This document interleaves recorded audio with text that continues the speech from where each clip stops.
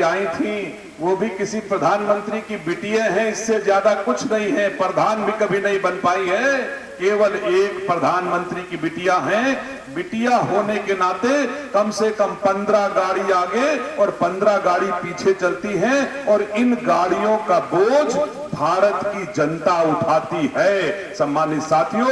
लेकिन हमारे देश के प्रधानमंत्री के परिवार का बोझ देश की जनता नहीं उठाती है। पेट्रोल पंप पर पेट्रोल भर के जी लेता है, लेकिन देशवासियों के ऊपर हमारे भारत के प्रधानमंत्री का परिवार का बोझ नहीं है। और ऐसे जो आपको कल भाषण देके गई हैं, सिंपली खाली प्रधानमंत्री की बिटिया होने का देश के पूरे संसाधनों का दोहन और दुरुपयोग करती हैं और रायबरेली में आके आंख भी दिखा के जाएंगी।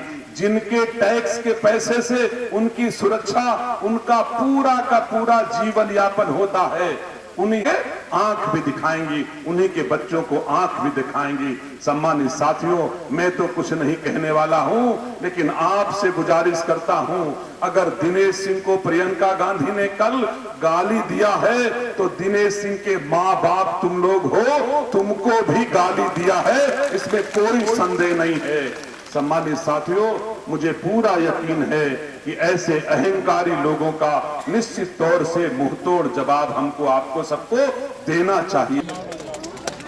जो भाजपा के उम्मीदवार हैं, जो इस बार चुनाव में खड़े हैं, इन्हें मैं अच्छी तरह से जानती हूं। मैं ही हूं जिनके पैर पकड़ के इन्होंने कहा था, दीदी आप मेरी बहन हैं, जान चली जाएगी लेकिन मैं आपका साथ नहीं छोड़ूंगा। ये लफ्ज उन्होंने मुझे कहे थे जब वो कांग्रेस में थे। कुछ ही दिनों बाद बीजेपी में शामिल हुए और उसके कुछ ही दिनों बाद यहाँ पे प्रचार शुरू किया। और जिस तरह के प्रचार कर रहे हैं वो आप सब मुझसे ज्यादा अच्छी तरह से जानते हैं। तो ये जो राजनीति है, जिसका मिसाल आप देश भर में देख रहे हैं, ये कैसी राजनीति है? इसमें प्रचार बहुत महत्वपूर्ण है। इसमें आपको बताया जाता है कि 2 करोड़ रोजगार मिलेंगे आपको। इसमें आपको 5 साल पहले बताया गया था कि हर गरीब परिवार के खाते में 15 लाख रुपए आएंगे। इसमें आपको बताया गया था कि इस तरह का विकास होगा कि कभी पहले इस देश में कुछ ऐसा नहीं हुआ है। ये सब चीजें आपको बताई गई थी 5 साल पहले। पब्लिक ने भाजपा में विश्वास किया, उनके नेताओं में विश्वास किया, भारी बहुमत से केंद्र में इनकी सरकार आई। आज मैं गांव-गांव जाती हूं। मेरे भाई ने मुझे उत्तर प्रदेश के एक हिस्से का प्रभारी बनाया है कांग्रेस पार्टी के लिए। तो पिछले 2 महीनों से मैं घूम रही हूँ और जहां जहां मैं जा रही हूँ मुझे असलियत दिख रही है। सोनिया गांधी 5 साल आपके बीच क्यों नहीं आती हैं? ये उनके भीतर का अहंकार है और कोई कारण नहीं है।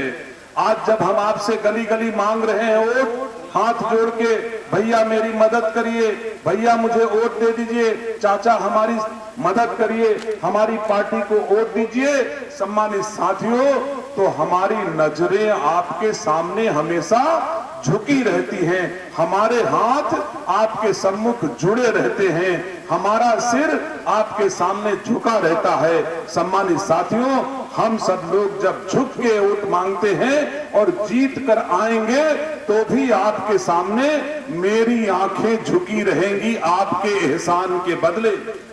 लेकिन सोनिया गांधी कभी ना आपसे हाथ जोड़ के वोट मांगी है और बिना हाथ जोड़े अगर वोट दे दिया तो 5 साल देखबो भयो है रिजल्ट का हुआ लौट के नमस्ते कबो नहीं लीन। सम्मानित साथियों, पशुपति शंकर वाजपेयी जी कह रहे थे कि सोनिया गांधी ने नामांकन किया। मैंने देखा कुछ 100 लोग सड़क के दोनों किनारे रस्सा में बांध के खड़े किए गए और सोनिया गांधी काली गाड़ी से बीच से जा रही है। दोनों तरफ रायबरेली का मतदाता हाथ जोड़े खड़ा है और कांग्रेस की प्रत्याशी ने शीशा उतार के रायबरेली के मतदाताओं का अभिवादन स्वीकार करना भी मुनासिब नहीं समझा। ये अहंकार नहीं है तो और क्या है। सम्मानित साथियों, जो आदमी सांसद बनाता है, प्रधानमंत्री बनाता है, सुपर प्रधानमंत्री बनाता है, उसका नमस्ते लेने से अगर तुमको इन्फेक्शन हो जाए तो तुमको फिर दिल्ली के राजभवन में ही रहना चाहिए। रायबरेली के मतदाताओं की सेवा का बीड़ा उठाना ये उचित नहीं है। इसलिए मैं आप सबसे कहना चाहता हूं, गांधी परिवार हम सबके बीच में सेवा नहीं अहंकार के साथ वोट मांगता है। गुरबख्शगंज के बीच में रायबरेली में कभी भी उन्होंने हाथ जोड़ के वोट नहीं मांगा। कैसे वोट मांगा है? सोनिया गांधी ने वोट कैसे मांगा है आप सबसे? ऐसे वोट मांगा जाता है। जब ऐसे वोट मांगेंगी, ऐसे वोट नहीं मांगेंगी, नजर नहीं झुकाएंगी, सर नहीं झुकाएंगी तो जीते के बाद क्या करेंगी सब कोई जानता है। एहसान क्यों मानेंगी? मैं पूछना चाहता हूं, एक गांव का प्रधान जीत जाता है तो जीतने के बाद लड्डू बतासा बंटवाता है कि नहीं बंटवाता? बताइए। बड़ी छोटी चीज मैं आके कह रहा हूं आपसे, लड्डू बतासा बांटना किसी अहंकार का प्रतीक नहीं है, भारतीय संस्कार संस्कृति का प्रतीक है। लड्डू में छुपा होता है कृतज्ञता।